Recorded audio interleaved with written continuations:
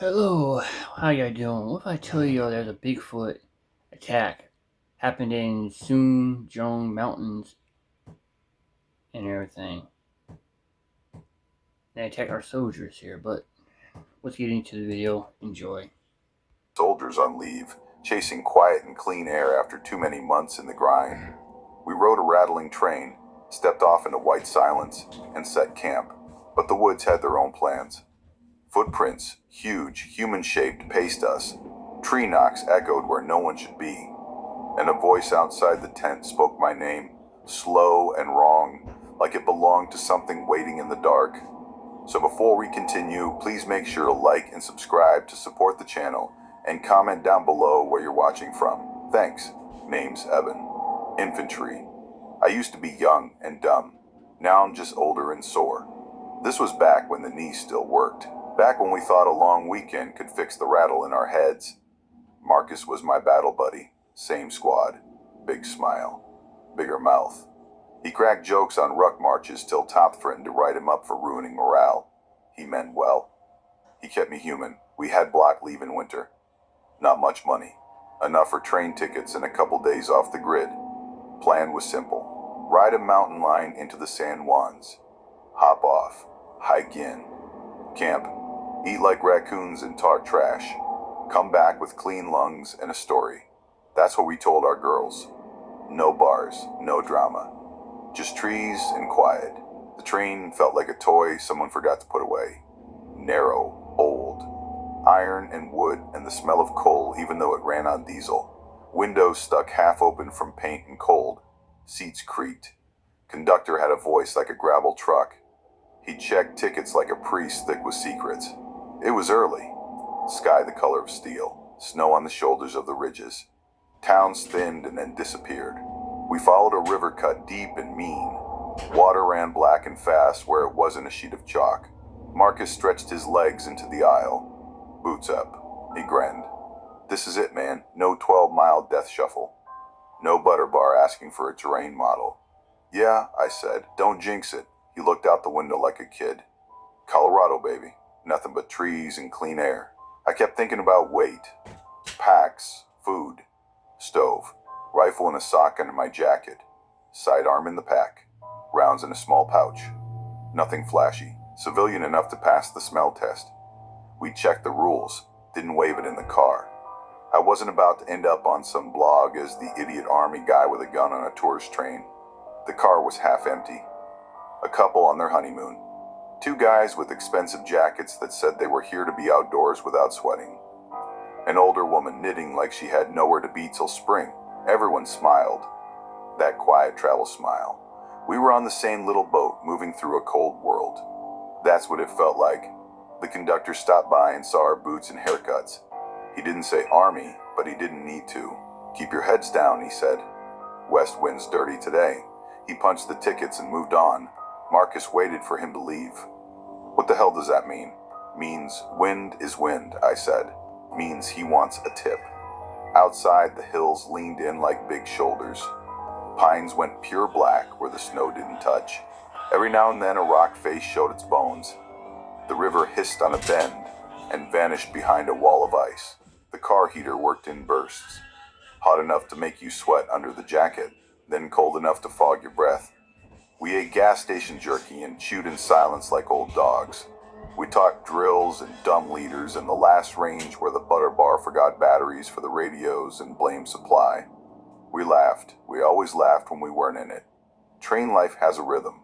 Slow. Clack, clack, clack. You get calm. A good kind of tired. The cars swayed. The conductor's whistle cried into the trees like it was lonely. It felt safe, like being back in the truck cab on a road march. Engine noise. Vibration. You focus on nothing and your brain finally shuts up. We rolled past a boarded depot and a sign half buried in snow. The conductor announced something about a canyon and a trestle. I didn't listen. I watched the trees open into a bowl of white. The sun tried to push through and failed. Light just kinda hung there. Dim, fine by me. Less people hiking meant more quiet. Marcus leaned over and tapped the glass. You see that? I looked. Just pines. Rocks. The white line of the river. Adrift ship like a whale. Nah, he said. Probably nothing. Thought I saw a guy with a red hat. I shrugged. Plenty of hunters up here. Not in that drop-off, he said. Nothing down there but rocks. Maybe he likes rocks, I said. Relax. He grinned and shook his head. Always the dad voice. He put his hood up and tried to nap. I sat there with that small itch behind my neck. Habit. Even on leave, you clock exits, people, weird tells. You slow your breathing and listen to the train talk. Most of it's nothing.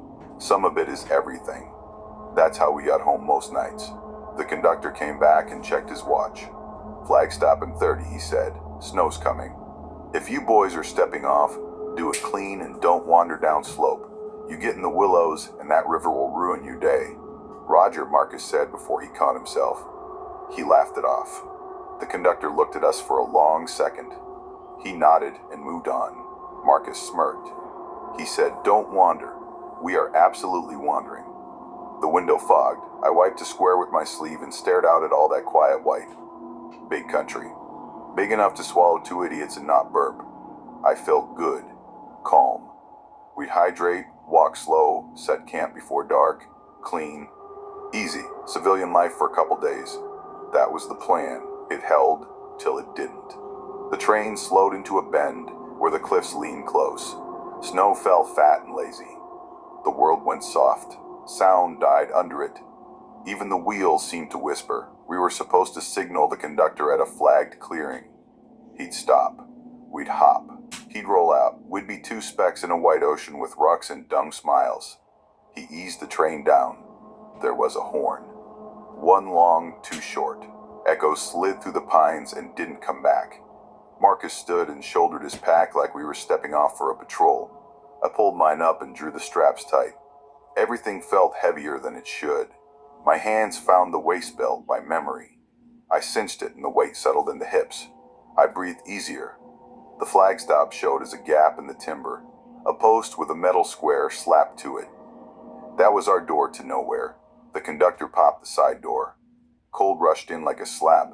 He looked us over. You sure? He asked, no smile. We're sure, I said. He nodded once.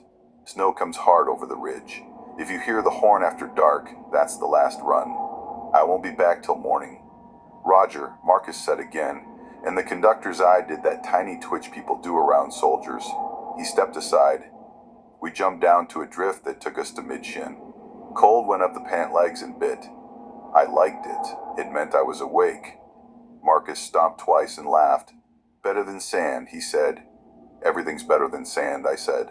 The train hissed and eased off. Wheels picked up their whisper. The car windows moved by with faces behind glass. People waved. We waved back. Then the caboose, the last steel box, slid away and we were alone. Silence.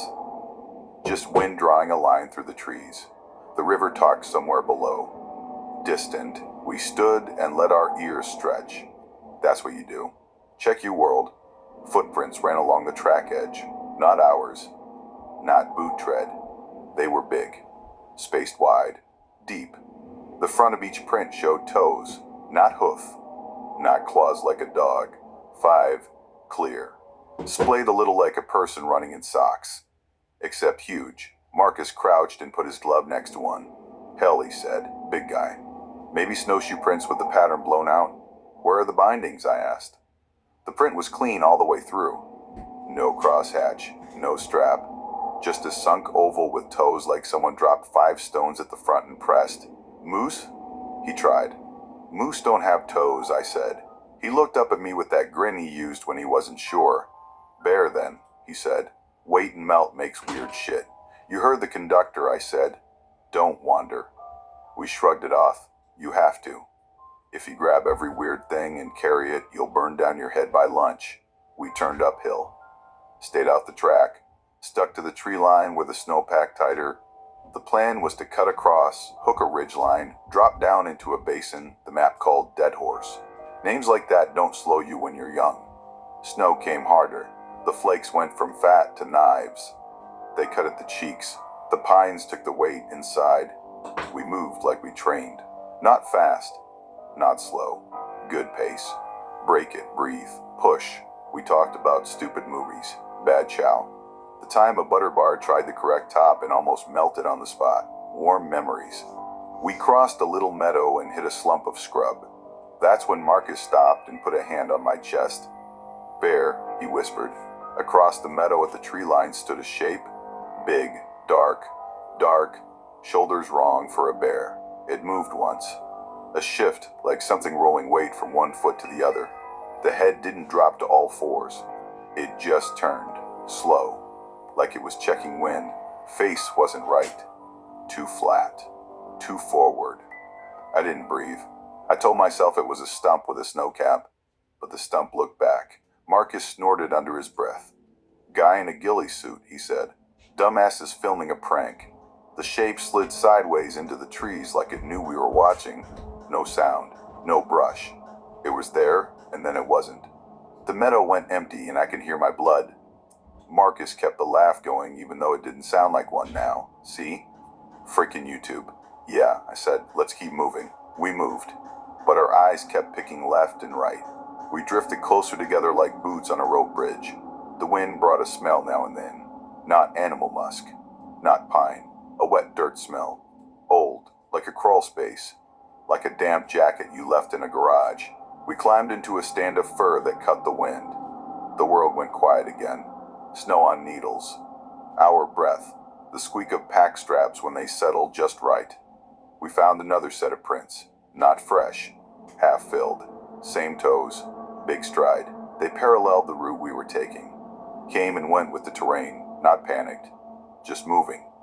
Like someone on patrol who knows the ground and doesn't care who else is out. Marcus didn't joke this time. He looked at me. I looked back. That was all. We pushed higher and the light slid off early. Winter light does that. 1 minute you think you have hours. The next you're in a tunnel. Camp, I said. Copy, he said, and didn't even laugh at himself. We found a patch under thick branches, cleared it with our boots, stamped out a platform, and set the tent. No drama. Stove out. Water from the pot filled with clean snow. I hung the food bag high and far. You learn that the hard way once and pay attention forever. The snow kept falling. It softened the night. I could feel the mountain under it. Big. Old. Watching us like we were ants. It should have felt good. It felt like we had stepped onto a church floor where we didn't know the rules. While the water melted, we heard the train again. Far off. One long, two short. It floated thin over the ridge and went dead. Marcus looked up. Last run, he said. The words hung in the air for a second too long. Night comes quick in snow. You blink and it's gone from gray to black. The tent glowed a weak orange from our headlamp on low. Stove hissed. We spooned instant noodles like idiots at a slop trough and it tasted like heaven. You put enough salt and heat in something and it fixes the day. We didn't drink. Not up here. Not with snow coming. We weren't that dumb. We sipped hot coffee and let the steam burn our faces. Dude in a suit, Marcus said finally. Maybe, I said. He set the cup down. You think it was a bear. I think it wasn't a suit, I said. Bear doesn't stand like that long. But I don't know, he grinned. What if it's Bigfoot? Then we tell him to put on boots, I said. He snapped his fingers. That's the dad joke I needed. We settled in. I did a quick check of gear. Rifle leaned muzzle down in the vestibule. Pistol in the side pocket. Radio on my chest strap with fresh batteries. Extra set in a dry bag. We weren't hunting anything. We were just not stupid. That's what we told ourselves. Outside, something knocked. Not wind. Not a branch sagging and slapping another. It was the sound of a bat on a pole. One, then another, then another. Same spacing as a cadence call. Tap, tap, tap, tap. Marcus glanced at me. I turned off the stove. The hiss died and the tent got quieter than it should. We waited.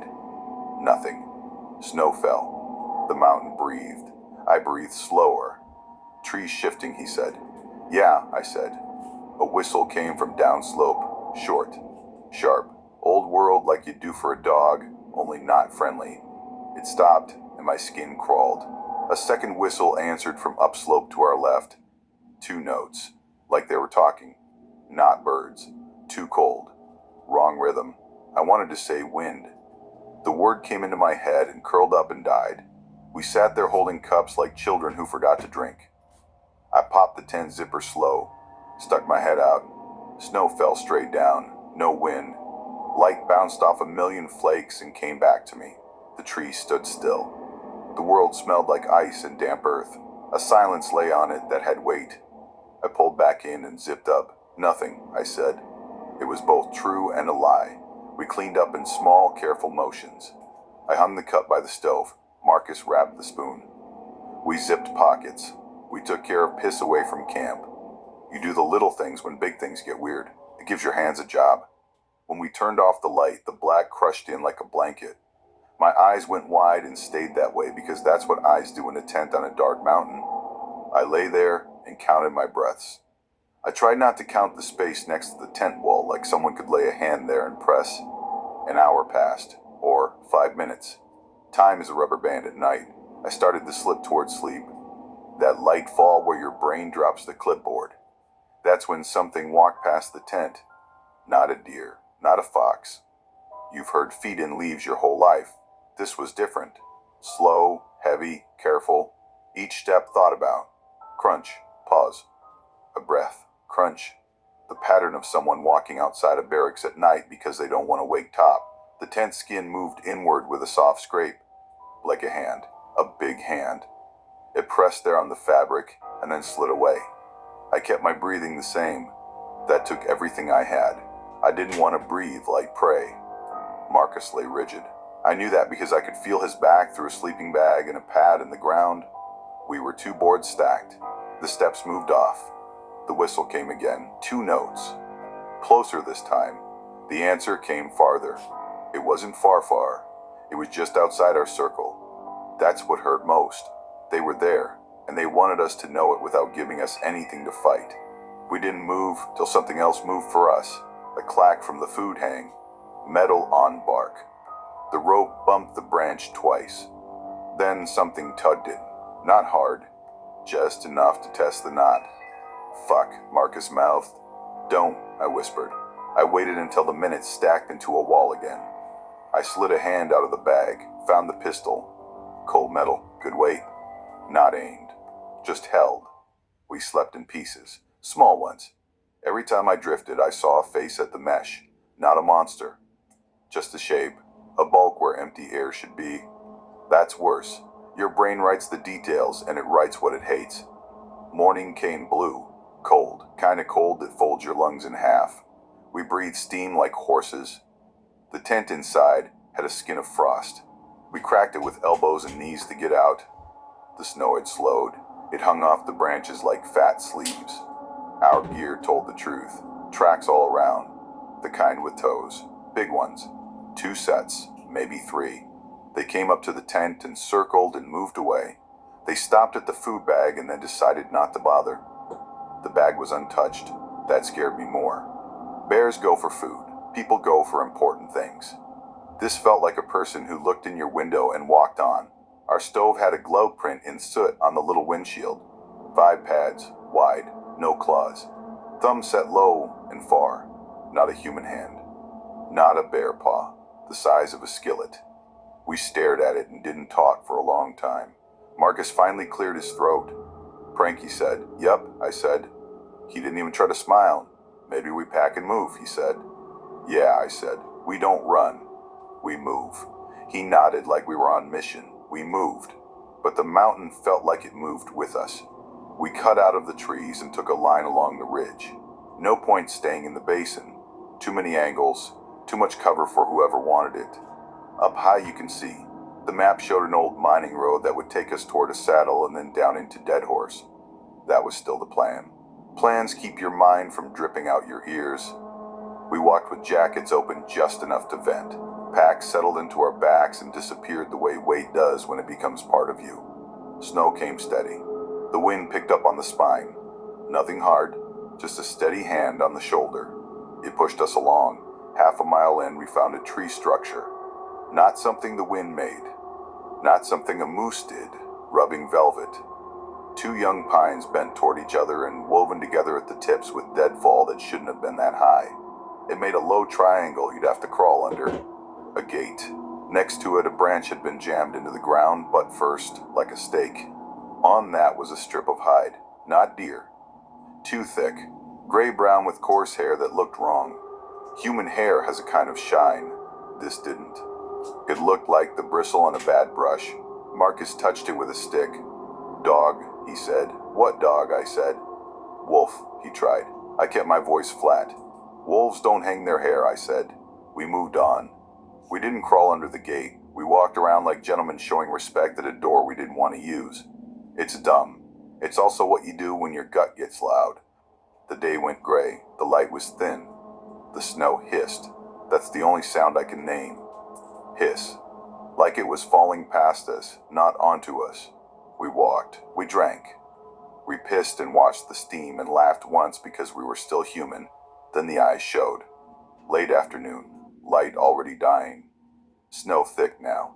We hit a notch and looked across a small bowl to a low ridge. There were shapes in the trees, not bodies. Just the idea of bodies, but the eyes cut through that. Low, too low for a person standing. Too high for a crouched bear. They glowed like a cat's in a flashlight, but we had no light on them. It was just gray, and those eyes caught what little light the sky had and sent it back. One pair, then two, then more farther left. I counted and lost count and told myself I was counting branches. Marcus breathed. Jesus. They didn't step out. They didn't move. They just watched. The bowl held our voices like cupped hands. I didn't want to give them sound. Keep moving, I said. Don't stare. Don't run. He nodded. We walked the line. Eyes followed. You feel it between the shoulder blades. You know it like you know heat. The urge to look kept tugging my head. I let myself peek once more. I wish I hadn't. One pair of eyes blinked wrong. Not a top-down lid. A slow, sticky kind of close and open like the eye itself didn't fit the socket. Snow thickened to a curtain. Wind stepped up. A low drone started. Not a machine. Not wind in a simple way. It was the mountain singing through a throat somewhere. The road we wanted was just packed white now. We found the line by the cut in the trees. I took lead and set a pace that kept the blood moving and the head on a swivel. Marcus drifted back half a step. He didn't like the pack right up on me. He liked the lane. That's good tactics most days. Today I wanted him on my shoulder. You all right? I asked. Yeah, he said, and his voice was tight. You good on water? Yeah. You hungry? Yeah.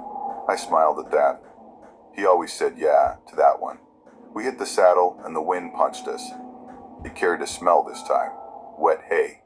Old meat. Not rot. Not fresh kill. Like a shed or a pen that never gets washed. I have smelled bear. I have smelled a lot of animals. This had some of that. It had something else under it. Something like dirty wool after a rain. Our talk got sharp. Little snaps. Micro-arguments about map lines that weren't arguments at all. That happens when people are scared. The fear has to go somewhere. It comes out in dumb corners. Road drops there, I said. No, it hooks left, he said, pointing. We follow the cut, I said. I know, he said. I see it. I see it. I'm not an idiot. I didn't say you were, I said. Stay tight. He blew air out his nose. Don't make it like basic. I stopped walking. He almost bumped into me. Marcus, I said. I want you next to me. That's it. He nodded. Copy. We kept on. The road did hook left. He had seen it right. I didn't say anything. He didn't either. You learn to leave the talk alone when the mountain leans close. The day thinned to more gray. We needed cover. The map showed an old mining outpost down in the drainage. 2 shacks and a collapsed ore bin. A black dot that meant a shaft. I hate tunnels. I hate them more in snow with a wind that sings. But 4 walls and a door sounded better than tent fabric and a hand pressing through. Outpost, I said. Outpost, he said back. We moved down, boots sliding on compacted snow hidden under the new stuff. Ankles bit, knees cursed. Packs felt mean now. That happens when your brain starts to fray. Weight becomes cruel. We were less than a mile out when the first rock came. Not a pebble, a rock the size of a helmet. It landed 10 yards off to my right with a thud that sprayed snow. No arc that I saw. No tell. It just hit like the mountain coughed. We both froze, eyes up. Nothing. The ridge to our right was a band of trees. Snow shook off a branch there like a dog. Another rock came. Short, skipped, rolled to our boots. It had dirt on it like it came from under snow. Keep moving, I said, voice low. Don't shoot. I wasn't going to, he lied. A whistle came from the left, answered by one from ahead. The eyes moved in my head even if I couldn't see them. I put a hand out and felt Marcus's sleeve. I didn't want him to drift. Snow hit my face like ash. The wind had steel in it now. We rounded a bend and the outpost showed below.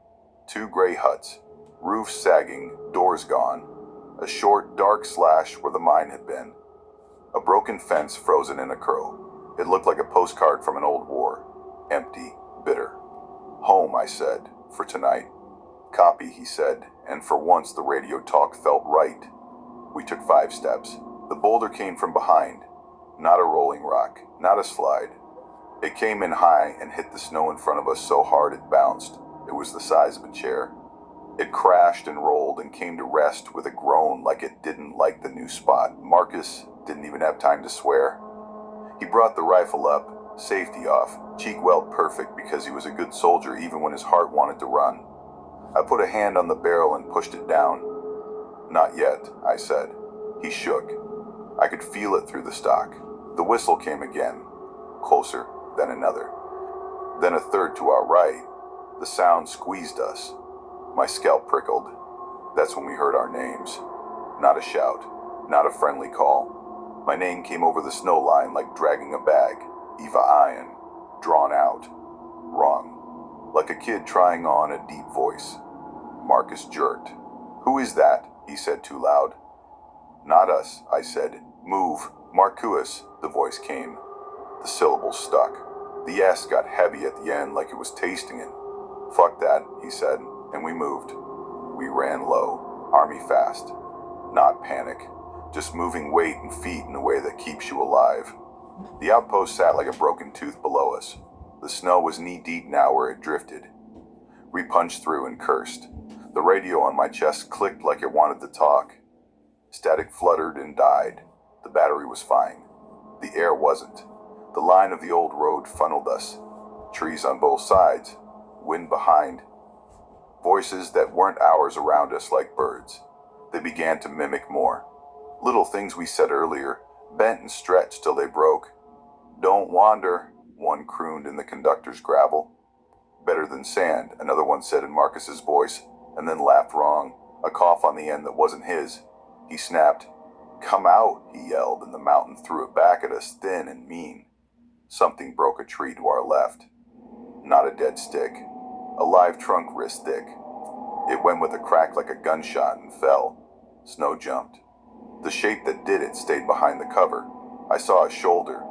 A head without the neck I expected. It lifted and moved, and the trees took it. Outpost, I said. Move, he answered. We moved. The first hut had no door. The roof sagged like a tired man. Inside it smelled like piss and time. Graffiti on one wall from long ago. Names, dates, the same bad jokes people always write when they want to mark being alive. A pile of gear in one corner, mold on canvas. An old hard hat like a skull on a stick. We dumped packs and pulled the second hut door closed. It had a door, but the hinges were bad. The wood swelled with wet and scraped the sill. We got it planted and dropped a beam into brackets someone had made for a bar a century back. That felt like a prayer. Marcus paced once, twice. He checked his mag. He checked the bolt. He rotated his shoulders like he wanted to fly out of his skin. I held the radio and tapped the push to talk even though I had no one on the other end. Say something, he said. You're doing fine, I said. We hold here. We don't burn ammo. We don't give them anything they want. What did they want, he asked. To scare us into running, I said. It sounded calm. It didn't feel calm. Or to make us loud at the wrong time. Something touched the window, not fingers. A palm. It flattened across the dirty glass. The glass bowed a hair but held. It left a wet print in melt. I didn't breathe. The print covered half the pane. The skin looked wrong, thick, like pads. The hand pulled away and left streaks that ran. I went to the window. Slow. I wiped a small circle with my sleeve. The world outside was a wash of gray and flakes and the black tongues of firs. In that, something stood. Close, too close, too close. No more than 10 feet. It was tall, but not cartoon tall. A head above me, broad like a linebacker in winter gear. Hair matted from snow, not fur. Hair, long on the arms. Shorter on the chest where it had rubbed on things forever. The face had a brow ridge like a battering ram. The nose was flat and wide and wrong for any ape I'd seen. The mouth sat in a line that said it did not care what I was. The eyes were the worst part. People think eyes are windows. They're not. They're lids on pits. Its eyes reflected nothing now. They were matte, the color of river stones. They didn't blink. It leaned in, not to sniff, not to curious cat. It leaned in the way a guy leans into your space at a bar. A control move. It put a fingertip to the glass and traced a line down. It left a trail of melt and grit. Then it stepped back and vanished. Not far. Just enough that if I wanted to see it, I'd have to put my face on the window. I didn't. Marcus had the rifle on the door. The barrel quivered a millimeter. He was wound too tight and I wanted to let him fire just to let some pressure out. But a shot would mean nothing now and mean everything later. Sit, I said. He didn't. He went to the other window and tried to peer out. The night vision monocular he kept for hog hunts at home came out of his pocket. He clicked it on. It hummed and the image came green and watery. It's flickering, he said. Batteries hate the cold, I said. I just swapped them. Put it away, I said. He did. His hands shook when he folded the strap. The humming started then. Low. Not in the hut. Not outside. Not outside. Inside the head. That's where it felt like. It was the sound you get from power lines in summer, only thicker, and it came and went like the tide. When it rolled in, my thoughts blurred. When it rolled back, I wanted to run. Do you hear that? Marcus asked. Yeah, I said. What is it? Wind in the shaft, I said. I don't know why I lied. Maybe to keep the world in one piece a few more minutes. Eve-A-N, the voice came again, right outside the door, like someone crouched there and put their mouth to the crack. Open. Up. Nope, I said out loud and my voice sounded like someone else's. The hum swelled. It made the wood sing. Nails creaked. Snow shifted off the roof and slid down with a heavy rush. The door rattled once. Twice. Something put weight on it, like a hand gently telling a child to stay inside. Marcus's breath got fast. We got to move, he said. We got to move now. We move tomorrow, I said. Back to the track. We get to the train. We don't try to fight in the trees. We don't go in the shaft. We wait for light. We hold. He put a hand on his chest. My heart, he said, feels wrong. It's fine, I said. It's fear. It lies. Breathe with me. We breathed. In, out. Good cadence. We did it like we used to behind a wall with round snapping. You can build a small island with breath. Something dragged along the wall outside. A branch? A hand? A hand? It left a line like a zipper being pulled slowly. Then it stopped at the window. A nail tapped the glass. Tap. Tap. Tap.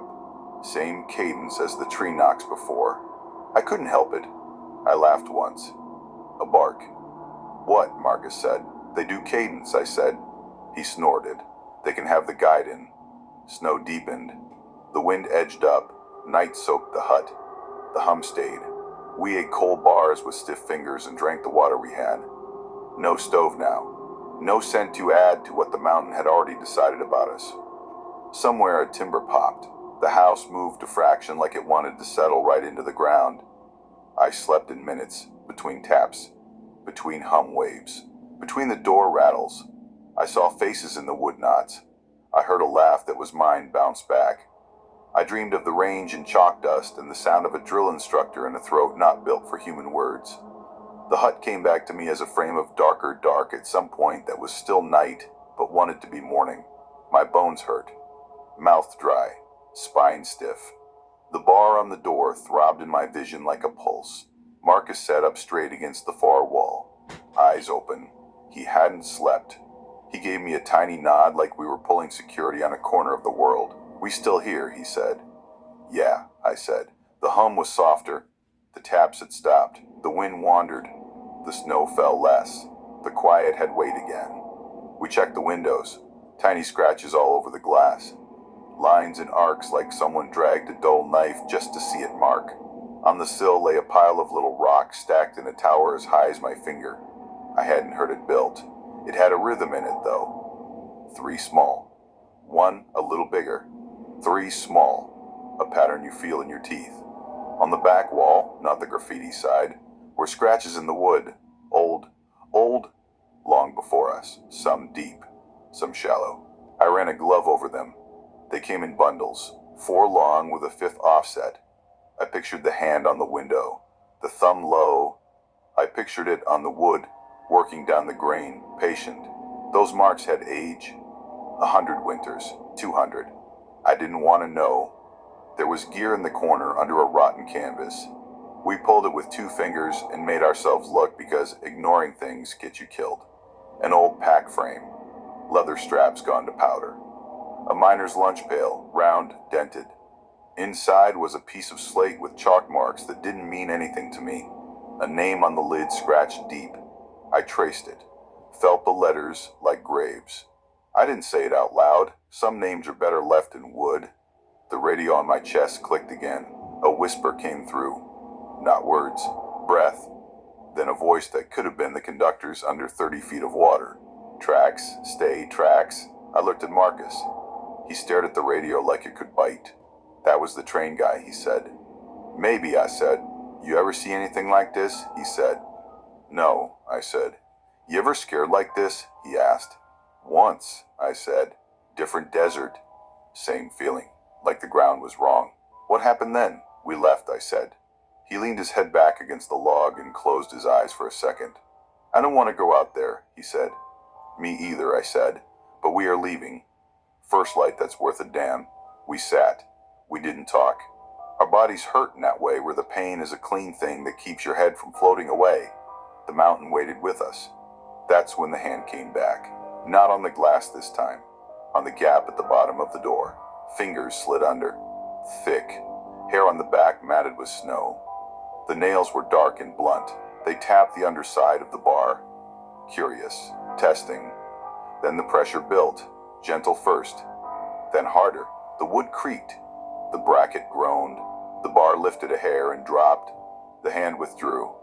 The fingers brushed my boot through the gap and heat burned through the leather like a wire had touched it. I jerked my foot without wanting to.